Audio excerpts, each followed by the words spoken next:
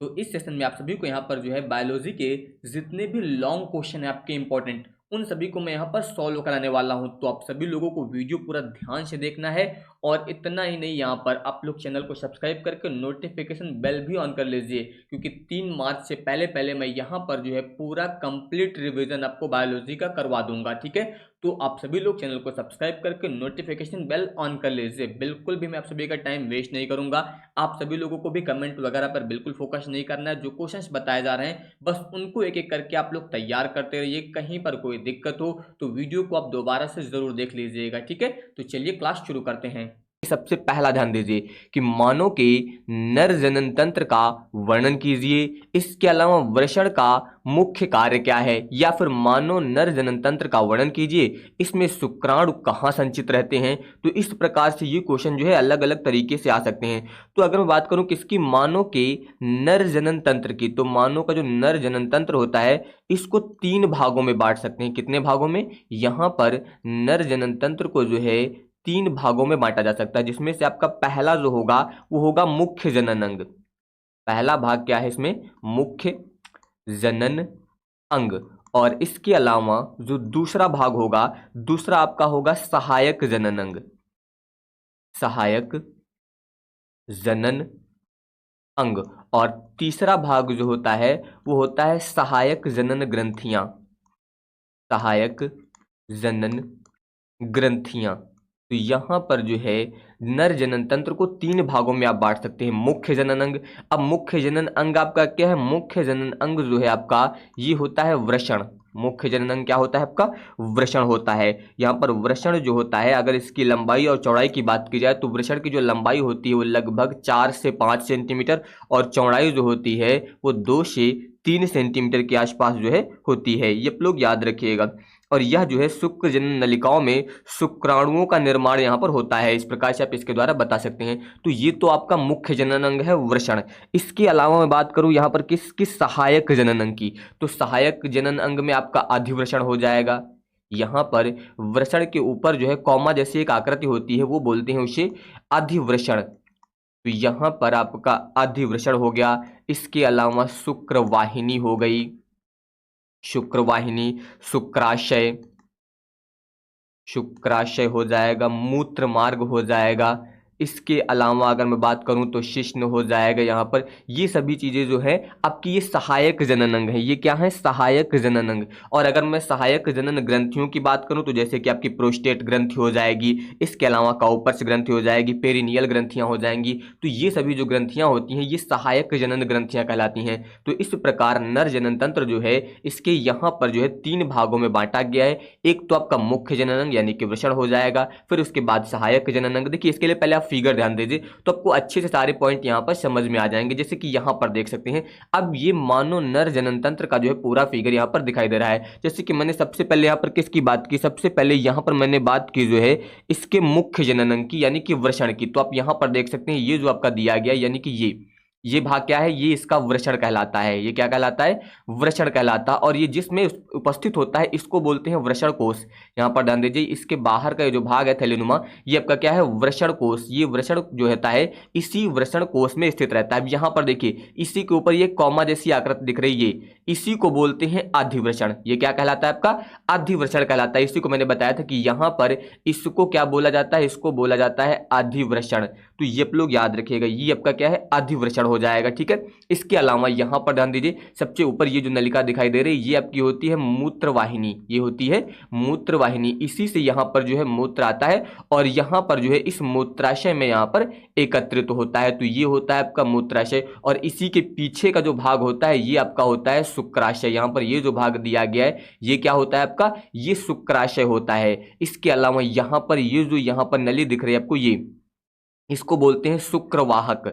शुक्रवाहक ये नलिका होती है। ठीक है, इसके अलावा ये भाग आपको दिख रहा है ये आपका यहाँ पर प्रोस्टेट जिसे आप पुरस्थ बोलते हैं। ये जो आपको दिख रहा है ये आपका क्या होता है, यहाँ पर ध्यान दीजिए, ये होता है लिंग यानी कि जिसे आप शिश्न बोलते हैं। ये क्या है, लिंग। इसी में ये जो नलिका दिखाई दे रही है ये क्या है, ये मूत्र मार्ग, जिससे यहाँ पर जो है मल मूत्र बाहर निकलता है। तो ये इसका मूत्र मार्ग होता है। ये इसका शिश्न मुंड कहलाता है। यहाँ पर इस लिंग का जो मुंड होता है इसे हम लोग शिश्न मुंड बोलते हैं। और यहाँ पर इसके आगे का भाग जो है वो अग्रछद कहा कहलाता है, यहाँ पर क्या कहलाता है, अग्रच्छद। ये आप लोग याद रखिएगा इस प्रकार से। और इसके अलावा यहाँ पर ये जो भाग देख रहे हैं ये क्या कहलाता है, इसको बोलते हैं स्खलनीय वाहिनी। क्या बोलते हैं, स्खलनीय वाहिनी। और ये भाग जो होता है ये कहलाता है मलाशय। यहीं पर जो है मल एकत्रित होता है, तो ये भाग क्या कहलाता है, ये कहलाता है इसका मलाशय। ये वाला भाग जो होता है ये मलाशय होता है। और इसी जगह पर क्या होती है, यहाँ पर गुदा होती है। और ये जो भाग होता है इसको बोलते हैं यहाँ पर कंद मूत्र पथ ग्रंथि। इस प्रकार से यहाँ पर जो आप इस नर जनन तंत्र के सभी भागों के बारे में बता सकते हैं। तो इस फिगर को आप अच्छे से देखकर तैयार कर लीजिए। आपको वहाँ पर जो फिगर बनाना है उसके पार्ट आपको बिल्कुल क्लियर एक एक स्पष्ट करने हैं। बाकी लिखते समय वहाँ पर आपको अपनी लैंग्वेज में इसको लिख देना है, बस इसके मेन पॉइंट आपको यहाँ पर याद रखने हैं। फिर उसी के अनुसार इस पूरे यहाँ पर फिगर को अच्छे से बना के डिस्क्राइब कर देना है। तो अब ध्यान दीजिए यहाँ पर सबसे पहले इसके भागों के बारे में। तो वही बताया गया है कि नर जनन अंगों को निम्नलिखित 3 भागों में बांट सकते हैं। जैसा कि अभी मैंने आपको बताया था, पहला भाग क्या है इसमें, मुख्य जनन अंग। अब मुख्य जनन अंग जो होता है इन अंगों में अगुणित युग्मकों का निर्माण होता है। क्या होता है, मुख्य जनन अंग में अगुणित युग्मकों का जो है निर्माण होता है। और आपका मुख्य जनन अंग क्या है, वृषण, जो कि अभी मैंने बताया ये कहां पर स्थित होता है, ये वृषण कोश में स्थित होता है। ठीक है, तो वही बताया गया कि मानव में एक जोड़ी वृषण जो होता है ये उदर गुहा से बाहर वृषण कोश में स्थित होते हैं। कहां पर स्थित होते हैं, वृषण कोश में स्थित होते हैं। और वृषण जो होता है लगभग 4 से 5 सेंटीमीटर लंबा और 2 से 3 सेंटीमीटर चौड़ा होता है। देखिए इसकी लंबाई और चौड़ाई जरूर याद रखिएगा, क्योंकि ये ऑब्जेक्टिव में भी पूछी जाती है कि वृषण की जो है लंबाई और चौड़ाई बताइए। तो लंबाई 4 से लेकर 5 सेंटीमीटर लगभग, और इसके अलावा चौड़ाई जो होती है 2 से 3 सेंटीमीटर। ठीक है, ये याद रखिएगा। और वृषण जो होता है ये अनेक कुंडलित नलिकाओं के बने होते हैं। किससे बने होते हैं, कुंडलित नलिकाओं के, जो कि शुक्र जनन नलिकाएं कहलाती हैं। क्या कहलाती हैं, शुक्र जनक नलिकाएं कहलाती हैं। और इन शुक्र जनन नलिकाओं में शुक्राणुओं का निर्माण होता है। इन्हीं नलिकाओं में क्या होता है, शुक्राणुओं का निर्माण होता है। और वृषण में उपस्थित जो लीडिंग कोशिकाएं होती हैं यही जो है नर लैंगिक हार्मोन यानी कि टेस्टोस्टेरोन का श्रावण करती हैं। तो ये लोग याद रखिएगा कि इस वृषण में उपस्थित जो लीडिंग कोशिकाएं होती हैं इन्हीं के द्वारा नर लैंगिक हार्मोन यानी कि टेस्टोस्टेरोन का जो है ये श्रावण करती हैं। तो इस प्रकार से आप यहाँ पर मुख्य जनन अंग यानी कि वृषण के बारे में बता सकते हैं। अब इसके बाद हम लोग बात करेंगे किसकी, सहायक जनन अंग की। ये अंग जो है जनन प्रक्रिया में सहायक होते हैं। किसमें सहायक होते हैं, जनन प्रक्रिया में सहायक होते हैं। जैसे कि सबसे पहले मैं बात करूंगा अधिवृषण की। अभी मैंने आपको फिगर में बताया था, यहां पर ये जो भाग है आपका वृषण के ऊपर देख सकते हैं कॉमा जैसा दिखाई दे रहा है। आप कॉमा लगाते हैं कॉपी में तो ऐसे लगाते हैं, सेम ये कॉमा जैसा यहाँ पर दिखाई दे रहा है। तो इसको क्या बोलते हैं, इसको बोलते हैं वृषण यानी कि अधिवृषण। तो वही बताया गया कि ये लगभग 6 मीटर लंबी, पतली तथा अत्यधिक कुंडलित नलिका होती है, जो वृषण के अग्र, पश्च तथा भीतरी भाग को ढकने में सहायक होती है। क्या करती है, ये वृषण के अग्र, पश्च और भीतरी भागों को ढकने के लिए सहायक होती है।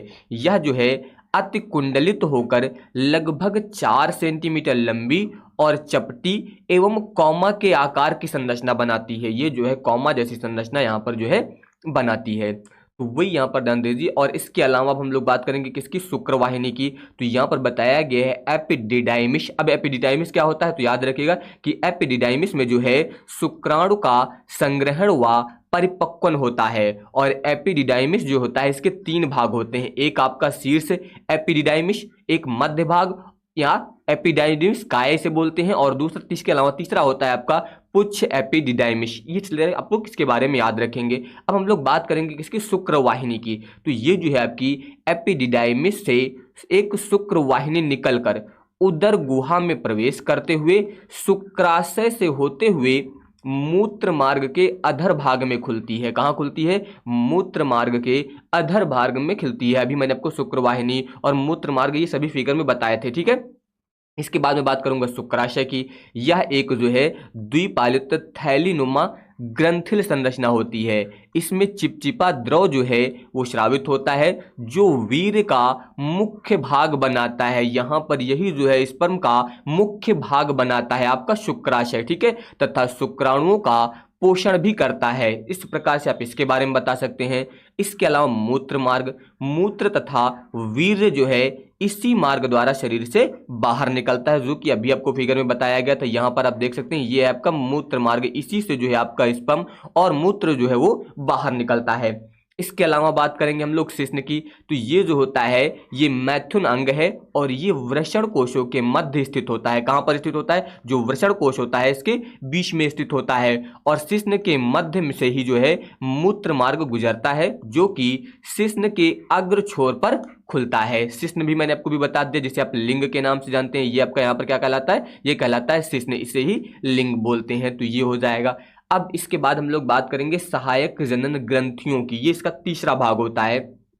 इन ग्रंथियों के स्राव जनन प्रक्रिया में जो है वो सहायक होते हैं। इन ग्रंथियों के जो स्राव होते हैं वही जो है जनन प्रक्रिया में सहायक होते हैं। जैसे कि सबसे पहले हम लोग बात करेंगे किसकी?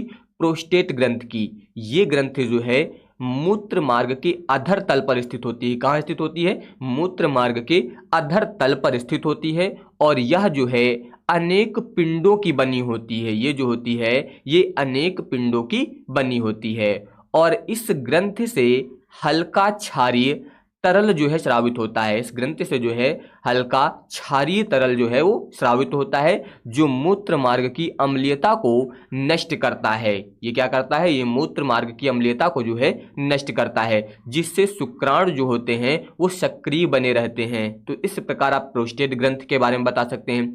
अब इसके बाद हम लोग बात करेंगे काउपर्स ग्रंथियां की। तो यहां पर अगर मैं बात करूं काउपर्स ग्रंथियों की, तो इसके बारे में बता सकते हैं कि ये जो है एक जोड़ी ग्रंथियां जो है ये मूत्र मार्ग के दाएं व बाएं ओर स्थित होती हैं। ये जो है मूत्र मार्ग के दाएं और बाएं ओर जो है स्थित होती हैं। काउपर्स ग्रंथियां जो होती हैं ये मैथुन से पहले एक क्षारीय एवं चिकने द्रव का जो है श्रावण करती हैं और यह जो है मूत्र मार्ग की अम्लता को समाप्त करता है। ये भी क्या करता है? मूत्र मार्ग की जो अम्लता होती है उसको समाप्त करता है तथा योनि मार्ग को चिकना बनाकर मैथुन में जो है सहायक होता है। इस प्रकार से आप इसके बारे में बता सकते हैं। इसके अलावा लास्ट यहाँ पर है पेरिनियल ग्रंथियां। ये जो है एक जोड़ी ग्रंथियां जो है मलाशय के पास स्थित होती हैं। कहाँ पर स्थित होती हैं? ये जो है मलाशय के पास यहाँ पर जो है स्थित होती हैं और इनसे स्रावित जो रसायन होता है वो विशेष संभोग उत्तेजक गंध जो है यहाँ पर प्रदान करता है। तो ये याद रखिएगा, ये जो है कहाँ पर स्थित होती है? मलाशय के पास स्थित होती हैं और इनसे स्रावित रसायन जो होता है वो विशेष संभोग उत्तेजक गंध जो है यहाँ पर प्रदान करता है। तो इस प्रकार से आप यहाँ पर इसके बारे में बता सकते हैं। अब इसके बाद आ जाइए अगले क्वेश्चन पर। ये क्वेश्चन भी आपका टॉप मोस्ट इंपॉर्टेंट है। तो अभी आपने किसकी बात की? यहाँ पर नर जनन तंत्र की। अब हम लोग बात करने वाले हैं मनुष्य में मादा जनन तंत्र की। इसके वर्णन करना है। यहाँ पर भी आपको फिगर की सहायता से जो है सभी भागों को समझाना होगा, ठीक है। तो अगर मैं बात करूं यहाँ पर मादा जनन तंत्र की, ठीक है, यानी कि स्त्री के प्रजनन तंत्र की, तो यहाँ पर जो मादा जनन तंत्र होता है इसको भी 3 भागों में बांटा गया है। मादा जनन तंत्र को जो है इसको भी कितने भागों में बांटा गया? 3 भागों में। पहला यहां पर भी क्या होता है आपका? मुख्य जनन अंग। मुख्य जनन अंग। अब जैसे कि पुरुष में क्या होता था, यानी कि नर में क्या होता है? मुख्य जनन अंग होता है वृषण, लेकिन महिलाओं में जो मुख्य जनन अंग होता है वो होता है अंडाशय। इसमें क्या होता है आपका? अंडाशय। तो महिलाओं में जो मुख्य जनन अंग होता है वो होता है अंडाशय। इसके अलावा दूसरा यहां पर होता है सहायक जनन अंग। सहायक जनन अंग। जनन अंग, अगर सहायक जनन अंग की बात करें तो इसमें जो है आप बता सकते हैं फैलोपियन नलिका। ये जो है सहायक जनन अंग है। फैलोपियन नलिका, ये जो है एक सहायक जनन अंग है, फैलोपियन नलिका। इसके अलावा गर्भाशय, फैलोपियन नलिका हो गया। इसके अलावा गर्भाशय हो गया। इसके अलावा आप यहाँ पर बता सकते हैं योनि। इसके अलावा भग। ये सभी भाग जो हैं ये सहायक जनन अंग होते हैं। यहाँ पर जो है फैलोपियन नलिका हो गई, गर्भाशय हो गया, योनि हो गई, भग हो गए, तो ये सभी क्या हैं? ये यहाँ पर सहायक जनन अंग होते हैं मादा जनन तंत्र के। इसके अलावा अगर मैं तीसरे भाग की बात करूँ तो सहायक ग्रंथियां हो जाएंगी। यहाँ पर सहायक ग्रंथियां। अब सहायक ग्रंथियां कौन कौन सी हो सकती हैं? इसमें जो है बर्थोलिन ग्रंथियां होती हैं, स्तन ग्रंथियां होती हैं। तो इन सभी के बारे में अब आपको यहाँ पर जो है एक एक भाग को अच्छे से पढ़ना है सभी को, ठीक है। तो सबसे पहले यहाँ पर आप इसका फिगर देखिए, फिगर आपको समझ में आ गया तो फिर कोई दिक्कत नहीं होगी। जैसे कि यहाँ पर देखिए ये मादा जनन तंत्र का जो है यहाँ पर फिगर बना हुआ है। सबसे पहले वहां पर मैंने बताया था आपको जो मुख्य जनन अंग होता है वो क्या होता है, अंडाशय, जो कि यहाँ पर दिया गया। ये आप देख सकते हैं ये क्या है, यहाँ पर ये जो भाग दिख रहा है आपको ये यहाँ पर जो है अंडाशय होता है। और मादा में यहाँ पर जो अंडाशय होते हैं दो होते हैं। यहाँ पर आप देख सकते हैं ये जो अंडाशय दिए गए यहाँ पर और यहाँ पर, ये दोनों क्या होते हैं, ये अंडाशय है। ये जो है मुख्य यहाँ पर जनन अंग होता है मादा में। इसके अलावा ये जो नलिका दिख रही है आपको यहाँ पर देख सकते हैं ये भाग और ये भाग जो है इसी को बोलते हैं फैलोपियन ट्यूब या फिर फैलोपियन नलिका, या फिर इसी को अंडवाहिनी नलिका भी बोलते हैं। ये याद रखिएगा, इसी को अंडवाहिनी नलिका या फिर फैलोपियन ट्यूब यहाँ पर या फिर फैलोपियन नलिका के नाम से जाना जाता है। अब यहाँ पर जो अंडवाहिनी यानी कि जो फैलोपियन ट्यूब होती है इसके 3 भाग होते हैं। सबसे इंपॉर्टेंट भाग जो ये मध्य वाला आपका यहाँ पर देख सकते हैं ये भाग, जिसे एम्पुला या तुम्बिका बोला जाता है। इसके बारे में अक्सर पूछा जाता है एग्जाम में कि निषेचन कहाँ पर होता है। तो अगर निषेचन कहाँ पर होता है तो ये पूछा जाए तो यही वाला भाग है, यानी कि एम्पुला या जो तुम्बिका, यहीं पर जो है निषेचन होता है। और इसके ऊपर का जो भाग होता है ये, इसे बोलते हैं संकीर्ण पथ या फिर इस्थमस। क्या बोला जाता है, संकीर्ण पथ या फिर इस्थमस। और इसके अंदर का जो ये वाला भाग होता है ये क्या कहलाता है, कीप कहलाता है। और ये जो बाहरी भाग होता है ये कहलाता है झल्लरी। तो इस प्रकार यहाँ पर ये क्या होते हैं, पूरा जो भाग बना हुआ है इसी को बोलते हैं अंडवाहिनी नलिका या फिर फैलोपियन ट्यूब बोला जाता है। अब यहाँ पर यही जो फैलोपियन ट्यूब थी, यहाँ से देखिए इस तरह से आने के बाद, ये अंदर आने के बाद ये क्या होता है, थैलीनुमा आकार यहाँ पर जो है इस प्रकार से ये खुल जाता है। तो ये जो थैलीनुमा आकार खुलता है यही यहाँ पर क्या कहलाता है, ध्यान दीजिए, ये आपका कहलाता है गर्भाशय या फिर फंडस बोलते हैं। और ये भाग आपका क्या होता है, गर्भाशय ग्रीवा, इसी को बोलते हैं गर्भाशय ग्रीवा। और ये वाला जो भाग है बीच का इसे बोलते हैं ग्रीवा नाल। और इसके नीचे का ये भाग जो आपको दिख रहा है यही कहलाती है योनि। क्या कहलाती है, योनि कहलाती है, ठीक है। और ये भाग जो होता है इसको बोलते हैं गर्भाशय गुहा। यहाँ पर ये जो थैलीनुमा आकार था ये क्या कहलाता है, गर्भाशय गुहा कहलाता है। अब इसी के 3 भाग होते हैं, एक तो गर्भाशय अंतः स्तर जो ये वाला भाग दिख रहा है, ठीक है, एक गर्भाशय पेशी स्तर जो इसके ये ऊपर के भाग दिख रहा है, और एक सबसे बाहरी भाग होगा जो यहाँ पर परिगर्भाशय कहलाता है। तो इस प्रकार से आपको याद रखना है। यहाँ पर जो मैंने अंडाशय बताया था इसे आप डिंब ग्रंथि के नाम से भी जान सकते हैं। तो ये जो है मादा जनन तंत्र की पूरी यहाँ पर जो है संरचना हो जाएगी। अब इसके सभी भागों के बारे में जो भी मैंने आपको बताया, जैसे कि मुख्य जनन अंग, आपको अंडाशय के बारे में पढ़ना है, अंडाशय क्या होता है। अंडाशय के अलावा यहाँ पर जो है आपको फैलोपियन ट्यूब क्या होती है, गर्भाशय क्या है। अब आपको इन सभी के पॉइंट यहाँ पर जो है अलग अलग बताने होंगे कि कौन सा भाग क्या है। तो सबसे पहले ध्यान दीजिए यहाँ पर क्या बताया गया है कि मादा जनन तंत्र को निम्नलिखित 3 भागों में बांट सकते हैं। कौन कौन से भाग हैं ये मैंने अभी आपको बता दिया पहले ही। तो सबसे पहला भाग आपका है मुख्य जनन अंग, जिसमें से मुख्य जनन अंग जो होता है ये अगुणित युग्मकों का निर्माण करता है। क्या करता है, ये आपका जो है इसी में जो है अगुणित युग्मकों का निर्माण होता है। तो सबसे पहला यहाँ पर जो जनन अंग है मुख्य जनन अंग, ये अंडाशय होता है। मादा में जो है एक जोड़ी अंडाशय जो है वो श्रोणि गुहा में यानी कि गर्भाशय के दोनों तरफ अंडवाहिनियों के पीछे जो है नीचे की ओर स्थित होते हैं। जैसा कि अभी मैंने आपको फिगर में बताया, यहाँ पर जो है ये अंडवाहिनी यानी कि जो फैलोपियन ट्यूब होती है इसी में नीचे की ओर जो है यहाँ पर ये दोनों यानी कि एक जोड़ी अंडाशय जो है यहाँ पर ये उपस्थित रहते हैं। और ये अंडाशय जो है अंडाशय धर द्वारा वृक्क के पीछे देह भित्ति से जुड़े होते हैं। किससे जुड़े होते हैं, देह भित्ति से जो है जुड़े होते हैं। और प्रत्येक अंडाशयी यहाँ पर अंडाशयी स्नायु द्वारा जो है गर्भाशय से तथा अंडाशयी फिम्बरी द्वारा अंडवाहिनी से जो है जुड़ा रहता है। ये जो है अंडाशयी फिम्बरी द्वारा किससे जुड़ा रहता है, अंडवाहिनी यानी कि फैलोपियन ट्यूब से जुड़ा रहता है। और अंडाशय में परिधि की ओर ग्राफियन पुटिकाएं होती हैं जिनमें अंडाणु का निर्माण होता है। इसी में जो है ग्राफियन पुटिकाएं होती हैं और उसी में जो है अंडाणु का निर्माण होता है। और ये जो है लिंग हार्मोन यानी कि प्रोजेस्टेरॉन का भी जो है श्रावण करते हैं। तो इस प्रकार से यहाँ पर आप अंडाशय की डिटेल्स बता सकते हैं। अब इसके बाद आ जाइए, अब हम लोग बात करेंगे सहायक जनन अंग की। ये जनन की प्रक्रिया में जो है सहायक होते हैं, जैसे कि सबसे पहले मैंने आपको क्या बताया, अंडवाहिनियां, या फिर इन्हें आप फैलोपियन नलिका या फैलोपियन ट्यूब के नाम से जानते हैं। तो ये जो है एक जोड़ी पतली व कुंडलित नलिकाएं होती हैं। जोड़ी क्यों बोला गया, सभी को याद होगा कि यहाँ पर आप देख सकते हैं इधर भी दी गई हैं और इधर भी दी गई हैं। इसी तरह से अंडाशय भी एक जोड़ी थे और फैलोपियन ट्यूब भी एक जोड़ी होती हैं, ठीक है। कुंडलित नलिकाएं होती हैं।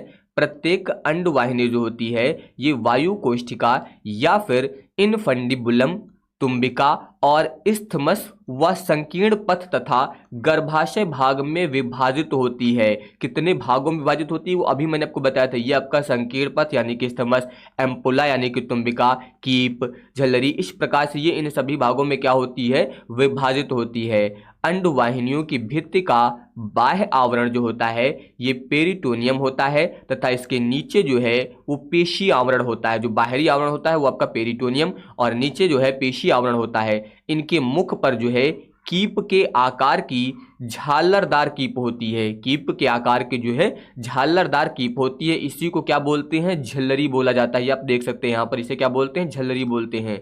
इसके अलावा ध्यान दीजिए, इसके बाद का कुंडलित भाग जो है ये फैलोपियन नलिका कहलाता है। इसके बाद का जो कुंडलित भाग होता है वो क्या कहलाता है, वो यहाँ पर क्या कहलाता है, ये भाग जो है फैलोपियन नलिका कहलाता है।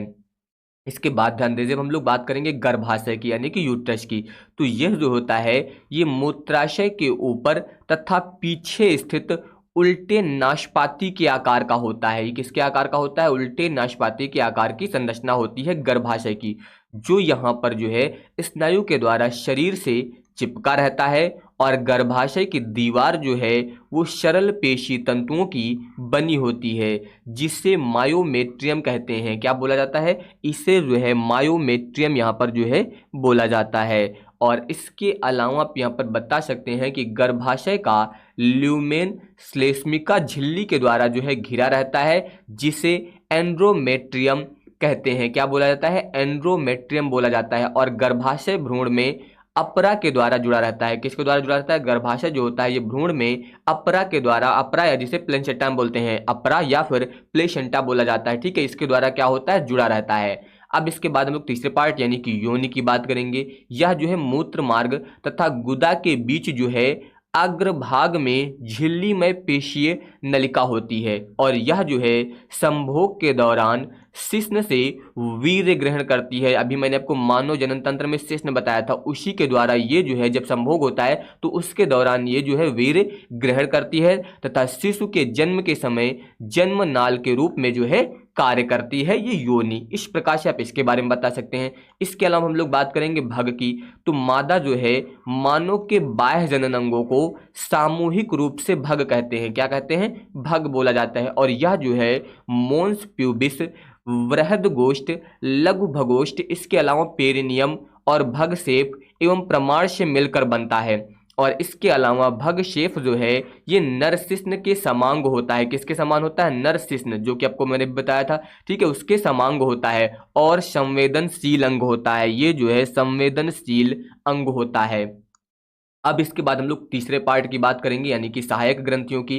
तो इन ग्रंथियों के स्राव जनन प्रक्रिया में सहायक होते हैं। किस प्रक्रिया में, जनन प्रक्रिया में सहायक होते हैं। जिसमें से पहली ग्रंथि आपकी बर्थोलिन ग्रंथियां, ये जो होती हैं एक जोड़ी होती हैं जो मलाशय व प्रमाण के बीच यहाँ पर स्थित होती हैं और ये चिपचिपा द्रव स्रावित करती हैं, जो मैथुन में सहायक होता है। ये क्या होता है, मैथुन में सहायक होता है। इसके अलावा हम लोग बात करेंगे यहाँ पर स्तन ग्रंथियों की। स्तन ग्रंथियां जो होती हैं ये एक जोड़ी स्तन ग्रंथियां वक्ष के अधर भाग में स्थित होती हैं। कहाँ स्थित होती हैं, वक्ष के अधर भाग में स्थित होती हैं और ये दुग्ध श्रावण करने वाली ग्रंथियां होती हैं। ये जो है दुग्ध श्रावण करने वाली ग्रंथियां होती हैं और प्रत्येक ग्रंथि जो होती है वो 15 से 20 पालिकाओं की बनी होती है और इन पर उभरे हुए चुच्चुक पाए जाते हैं। क्या पाए जाते हैं, चुच्चुक पाए जाते हैं। चुच्चुक यानी कि निपल्स जिन्हें बोलते हैं। और इनके चारों ओर उपस्थित गोलाकार वर्णक युक्त भाग को एरियोला बोलते हैं। क्या बोलते हैं, चुच्चुक के चारों ओर का जो भाग होता है घिरा हुआ वो कहलाता है एरियोला। तो इस प्रकार से आप यहाँ पर जो है मादा जनन तंत्र के सभी भागों को जो है वो बता सकते हैं। न्यूक्लिक अम्ल क्या है, वाटसन एवं क्रिक द्वारा प्रस्तावित डीएनए अणु की द्विकुंडलित संरचना का वर्णन कीजिए। देखिए ये क्वेश्चन तो आपका इंपॉर्टेंट है ही। इसके अलावा इस क्वेश्चन को तैयार करने से फायदा ये है कि ये क्वेश्चन आपका केमिस्ट्री के पेपर में भी आता है, यानी कि केमिस्ट्री में भी जो है आपका ये टॉपिक उपलब्ध है और वहां पर भी पेपर में पूछा जाता है। तो इस टॉपिक को तो आपको वैसे भी अच्छे से तैयार करना है, चाहे केमिस्ट्री में आए चाहे यहाँ पर बायो में आए, आप किसी में भी लिख सकते हैं। तो सबसे पहले बात हुई न्यूक्लिक अम्ल की। तो न्यूक्लिक अम्ल की जो खोज की गई थी ये फ्रेडरिक मिश्र द्वारा की गई थी। किसके द्वारा की गई थी? यहाँ पर न्यूक्लिक अम्ल की जो खोज की गई थी ये सबसे पहले फ्रेडरिक मिश्र द्वारा की गई थी और इन्होंने बताया था कि जो पश कोशिकाएं होती हैं, पश कोशिकाओं और इसके अलावा पश कोशिकाओं के अलावा जो मछलियों के शुक्राणु होते हैं, पश कोशिकाएं इसके अलावा मछलियों के शुक्राणु, यहाँ पर जो है सबसे पहले इसी से जो है न्यूक्लिक अम्ल को पृथक किया था। किसने पृथक किया था? इनसे जो है न्यूक्लिक अम्ल को फ्रेडरिक मिश्र ने जो है यहाँ पर पृथक किया था। पश कोशिकाओं और मछलियों के शुक्राणु से जो है न्यूक्लिक अम्ल को अलग करने में जो है सफलता प्राप्त की थी। बाकी ज्यादातर जीवधारियों में न्यूक्लिक अम्ल जो है हमेशा दो रूपों में पाया जाता है। जो आपका न्यूक्लिक अम्ल है ये दो रूपों में पाया जाता है, एक तो आपका डीएनए और दूसरा आपका होता है आरएनए। तो यहाँ पर जो है आपका न्यूक्लिक अम्ल जो है जीवधारियों में दो रूपों में मिलता है, एक तो आपको डीएनए और दूसरा यहाँ पर आरएनए। और अगर मैं बात करूँ यहाँ पर डीएनए और आरएनए की, तो इनका जो निर्माण होता है वो आपका पेंटोज शर्करा, इसके अलावा फास्फोरिक अम्ल के जो अणु हैं, इसके अलावा जो नाइट्रोजनी क्षारक होते हैं इनके द्वारा होता है। और नाइट्रोजनी क्षारक की बात की जाए तो नाइट्रोजनी क्षारक जो होते हैं आपके दो प्रकार के होते हैं। नाइट्रोजनी क्षारक के द्वारा इनका निर्माण होता है और कितने प्रकार के होते हैं? दो प्रकार के होते हैं। एक तो आपका होता है पिरिमिडिन्स, याद रखिएगा, पिरीमिडीन या फिर बोल सकते हैं पिरीमिडेंस, और इसके अलावा दूसरा आपका होता है प्यूरिन। तो ये दो यहाँ पर जो है नाइट्रोजनी क्षारक होते हैं, प्यूरिन्स और पिरीमिडिन्स। पिरीमिडिन्स के अंतर्गत अगर मैं बात करूं तो एक तो आपका साइटोसिन आता है, इसके अलावा थायमीन आता है और यूरेसिल आता है। तो ये तीन क्षारक जो है पिरीमिडिन्स के अंतर्गत आते हैं। और प्यूरिन के अंतर्गत आपका एडेनिन आता है, ग्वानिन आता है। ये जो है आपके यहाँ पर जो है किसके अंतर्गत आते हैं? इस प्यूरिन के अंतर्गत यहाँ पर आते हैं। तो इस प्रकार से यहाँ पर आप इसके अलावा बता सकते हैं। इसके अलावा यहाँ पर क्वेश्चन में ये भी पूछा गया है कि वाटसन एवं क्रिक द्वारा प्रस्तावित डीएनए अणु की द्विगुणित संरचना। देखिए अगर डीएनए अणु की द्विगुणित कुंडलित संरचना की बात की जाए तो यहाँ पर जो ये संरचना होती है इसमें देख सकते हैं इस प्रकार से जो है ये संरचना दो स्टैंडों में दिखाई देती है। यहाँ पर आप देख सकते हैं इसमें जो है दो डीएनए स्टैंड होते हैं और अगर मैं बात करूँ तो ये दोनों स्टैंड जो होते हैं किसके द्वारा जुड़े होते हैं? ये हाइड्रोजन बंध के द्वारा जुड़े होते हैं। ये दोनों स्टैंड जो है हाइड्रोजन बंध के द्वारा जुड़े होते हैं, जिसमें से एक स्टैंड का आपका एडेनिन, जैसे कि मैं बात करूं इस स्टैंड का आपका एडेनिन और दूसरे स्टैंड का जो थायमीन होता है ये डबल हाइड्रोजन बंध से जुड़े होते हैं। ये दोनों जो है यहाँ पर डबल हाइड्रोजन बंध के द्वारा जुड़े होते हैं। इसके अलावा एक स्टैंड का आपका साइटोसिन और दूसरे स्टैंड का जो आपका यहाँ पर ग्वानिन होता है, ये दोनों जो है ट्रिपल हाइड्रोजन बंध के द्वारा जो है एक दूसरे से यहाँ पर जुड़े होते हैं। तो इस प्रकार डीएनए की जो द्विगुणित संरचना होती है इसमें डीएनए के दो स्टैंड होते हैं और ये दोनों स्टैंड जो किससे जुड़े होते हैं? हाइड्रोजन बंध के द्वारा जुड़े होते हैं, जिसमें से एक स्टैंड का आपका एडेनिन जो है थायमीन से जुड़ा होता है डबल हाइड्रोजन बंध से, और इसके अलावा यहाँ पर एक स्टैंड का जो साइटोसिन है वो ग्वानिन से जुड़ा होता है ट्रिपल हाइड्रोजन बंध के द्वारा। तो इस प्रकार आप यहाँ पर इसके बारे में डिटेल से बता सकते हैं। तो ये इसके मुख्य पॉइंट है। अगर आपको ये याद रहेंगे तो लिखने में कोई दिक्कत नहीं आएगी। अब ध्यान दीजिए लिखना कैसे आपको आंसर वही बताया गया कि न्यूक्लिक अम्ल जो है सर्वप्रथम यानी कि सबसे पहले जो है फ्रेडरिक मिश्र ने पश कोशिकाओं इसके अलावा मछलियों के शुक्राणुओं से जो है न्यूक्लिक अम्ल को पृथक करने में सफलता प्राप्त की थी। और अधिकांश जीवधारियों यानी कि ज्यादातर जीवधारियों में जो न्यूक्लिक अम्ल होता है वो दो रूपों में पाया जाता है, जिसमें से एक होता है आपका डीएनए और दूसरा होता है आपका आरएनए। और डीएनए तथा आरएनए इन दोनों का निर्माण कैसे होता है? इन दोनों का निर्माण जो है आपका पेंटोज शर्करा, फास्फोरिक अम्ल के अणु, इसके अलावा नाइट्रोजनी क्षारकों के द्वारा इनका निर्माण होता है, यानी कि डीएनए का और आरएनए का। और जो नाइट्रोजनी क्षारक होते हैं ये कितने प्रकार के होते हैं? ये आपके दो प्रकार के होते हैं, जिसमें से एक मैंने आपको बताया क्या होता है? पिरीमिडिन्स, दूसरा होता है प्यूरिन्स।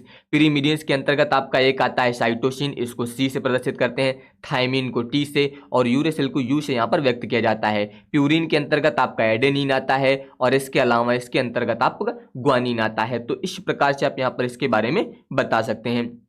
अब यहाँ पर मैं बात करूंगा इन डीएनए और आरएनए की। जैसे कि डीएनए है, इसका निर्माण किससे होता है? इसके निर्माण में जो शर्करा होती है, मैंने बताया पेंटो शर्करा, तो डीएनए के निर्माण में जो शर्करा यूज होती है वो होती है डीऑक्सीराइबोज न्यूक्लिक। ठीक है, याद रखिएगा डीऑक्सीराइबोज शर्करा। और आरएनए में आपकी राइबोज शर्करा जो है यहाँ पर इनके निर्माण में भाग लेती है। तो ये आप लोग इसके बारे में बता सकते हैं डिटेल में। तो अब ध्यान दीजिए, यहाँ पर वही बताया गया है कि डीएनए के निर्माण में भाग लेने वाली जो शर्करा है वो आपकी कौन सी है? डीऑक्सीराइबोज प्रकार की होती है। और आरएनए में यहाँ पर कौन सी शर्करा भाग लेती है? ये आपकी राइबोज शर्करा जो इसमें भाग लेती है। शर्करा तथा फास्फेट अणु जो है वो न्यूक्लिक अम्ल का निर्माण करते हैं, जबकि क्षारक जो होते हैं ये उनके पार्श्व भागों से जुड़े होते हैं। तो यहाँ पर फास्फेट अणु और यहाँ पर जो है शर्करा, ये तो न्यूक्लिक अम्ल का निर्माण करते हैं यानी कि उसको बनाते हैं, बाकी जो क्षारक होते हैं वो इसके पार्श्व भागों से जुड़े हुए होते हैं। अब यहाँ पर हम लोग बात करने वाले हैं डीएनए के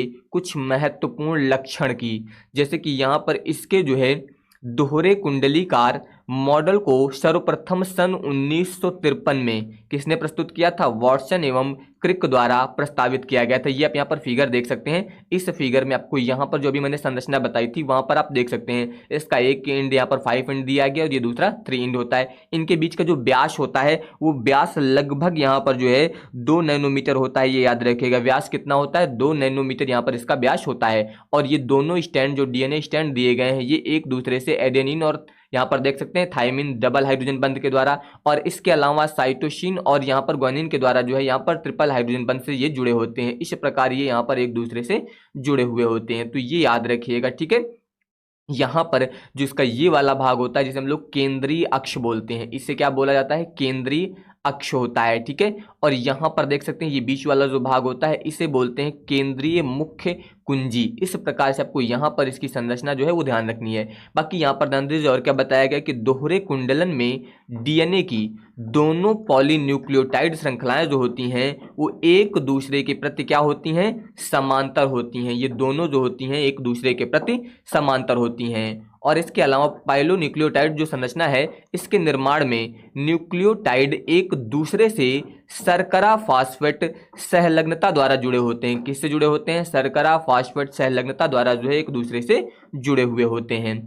और इसके अलावा डीएनए की दोनों पॉलीन्यूक्लियोटाइड श्रृंखलाएं जो होती हैं वो एक दूसरे से हाइड्रोजन बंधों के द्वारा जुड़ी रहती हैं। जैसा कि अभी मैंने बताया, इसमें आपका साइटोसिन और ग्वानिन क्षारकों का युग्मन जो होता है वो 3 हाइड्रोजन बंधों के द्वारा होता है। और एडेनिन और थाइमिन या फिर यूरेसिल, थाइमिन या फिर यूरेसिल कोई भी एक यूज हो सकता है, ठीक है। इनके मध्य जो है केवल 2 हाइड्रोजन बंधों द्वारा यहाँ पर युग्मन स्थापित होता है। देखिए ये मुख्य फीचर है, अगर ये पॉइंट याद रहेंगे तो फिर लिखने में कोई दिक्कत नहीं होगी, आप आसानी से इसके एक एक पॉइंट को यहाँ पर डिस्क्राइब कर सकते हैं।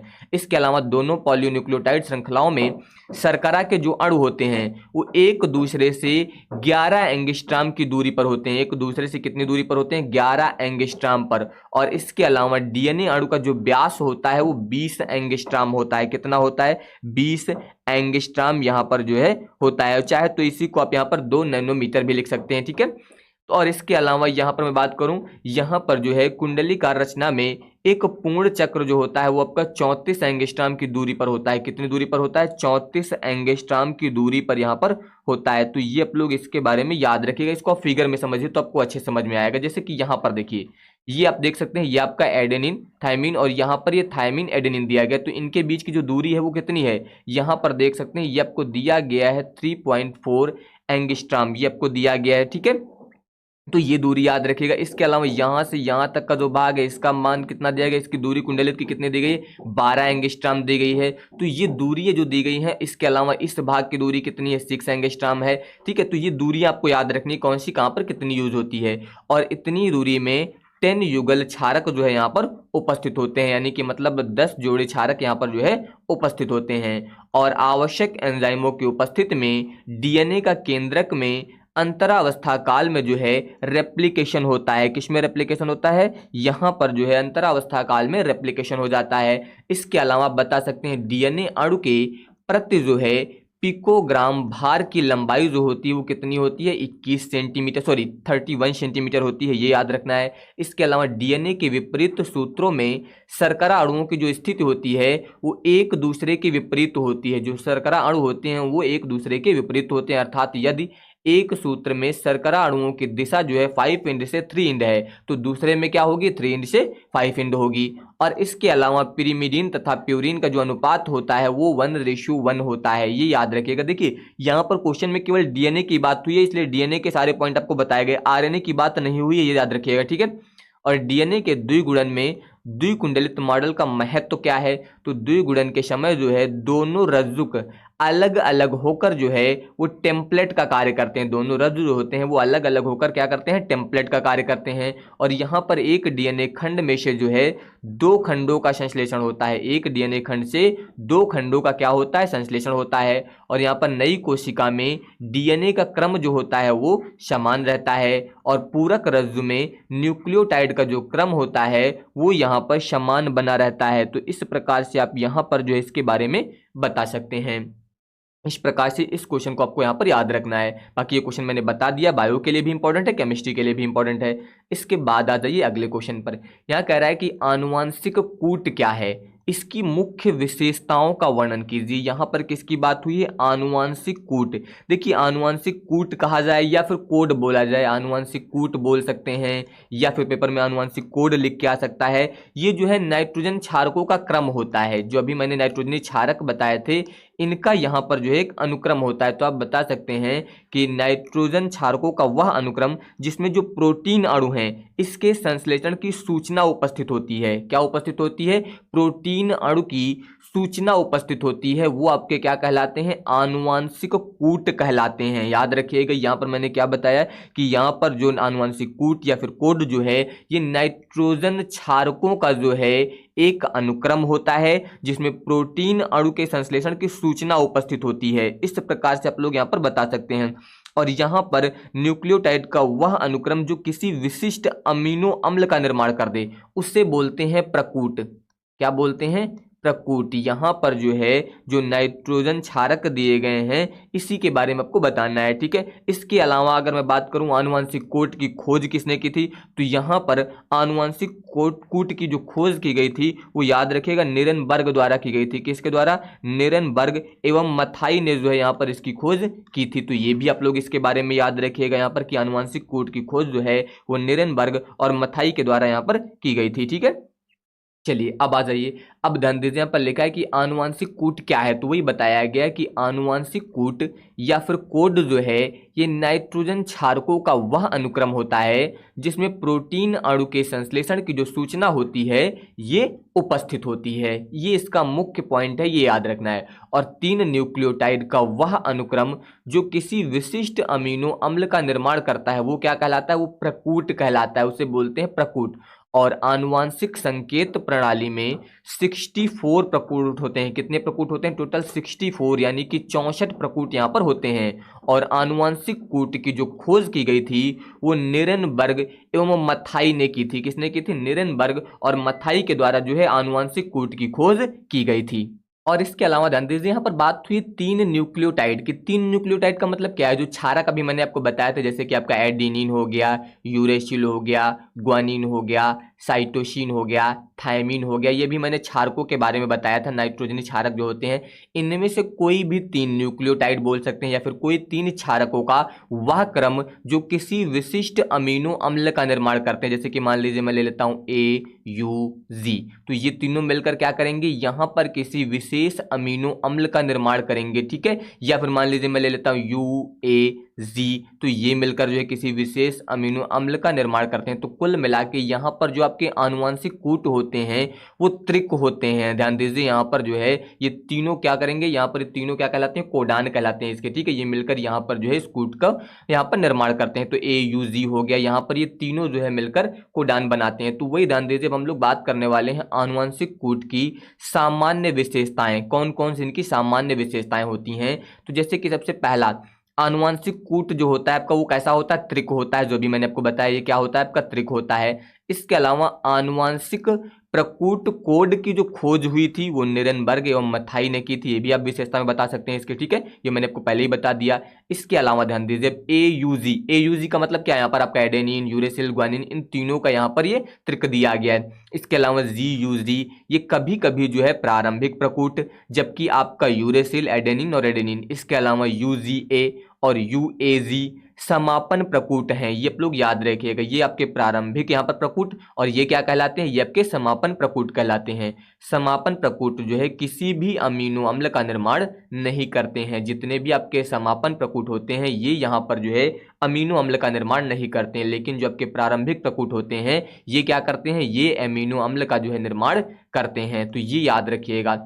इसके अलावा आनुवंशिक कूट जो है वो कोमा विहीन है, कोमा विहीन तथा सार्वत्रिकता दर्शाते हैं। सार्वत्रिकता का मतलब क्या है, देखिए इसका मतलब ये है कि जीव चाहे पूर्व केंद्रीय हो या फिर सुकेंद्र की हो या फिर यहाँ पर कुछ भी हो, लेकिन आनुवंशिक कूट जो होता है वो हमेशा समान प्रकार का होता है, यानी कि समान प्रकार के अमीनो अम्ल का ही निर्माण करेगा, चाहे जैसा वो जीव हो। ठीक है, जीवधारी किसी भी प्रकार का हो वो हमेशा सार्वत्रिकता दर्शाते हैं। इसका मतलब ये है कि यहाँ पर आनुवंशिक कूट जो होते हैं वो समान प्रकार के अमीनो अम्ल का ही निर्माण करते हैं, ये याद रखिएगा। इसके अलावा आनुवंशिक कूट जो होता है आपका ये अन अतिव्यापी होता है। अन अतिव्यापी का मतलब यहाँ पर प्रकूट के एक ही अक्षर का उपयोग जो है दो विभिन्न प्रकूटों में नहीं किया जा सकता। ये याद रखिएगा कि एक ही अक्षर का उपयोग जो है दो विभिन्न प्रकूटों में नहीं किया जा सकता है। इसके अलावा अगर मैं बात करूं तो आनुवंशिक कूट जो है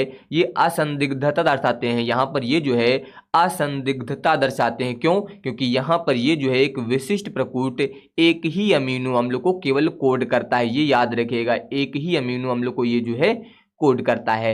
अब यहाँ पर हम लोग बात करने वाले हैं ओबल परिकल्पना की। इन्होंने बताया था सन 1968 में FHC क्रिक द्वारा जो है दी गई थी। यहाँ पर इसकी परिकल्पना कब दी गई थी, यहाँ पर ये ओबल परिकल्पना जो है ये 1968 में FHC क्रिक के द्वारा दी गई थी और इसके अनुसार प्रकूट के पहले दो अक्षर अमीनो अम्ल का निर्धारण करने के लिए आवश्यक होते हैं और जो तीसरा कोड होता है और ये तीसरे कोड को जो है प्रभावित किए बिना भिन्नता प्रदर्शित करते हैं। शुरुआत के जो दो कोड होते हैं ये यहाँ पर जो है अमीनो अम्ल के निर्धारण के लिए आवश्यक होते हैं और ये तीसरे कोड को प्रभावित किए बिना जो है यहाँ पर भिन्नता प्रदर्शित करते हैं। जैसे कि आपका CCA, CCC यहाँ पर दिया गया, फिर CCG। तो यहाँ पर शुरुआत के जो दो कोड हैं आपके ये अमीनो अम्ल के निर्धारण के लिए हैं और ये यहाँ पर तीसरे कोड को जो है प्रभावित किए बिना ही जो है यहाँ पर भिन्नता प्रदर्शित करते हैं और ये सभी जो है प्रोलीन अमीनो अम्ल को कोड करते हैं। तो इस प्रकार से आप इसको बता सकते हैं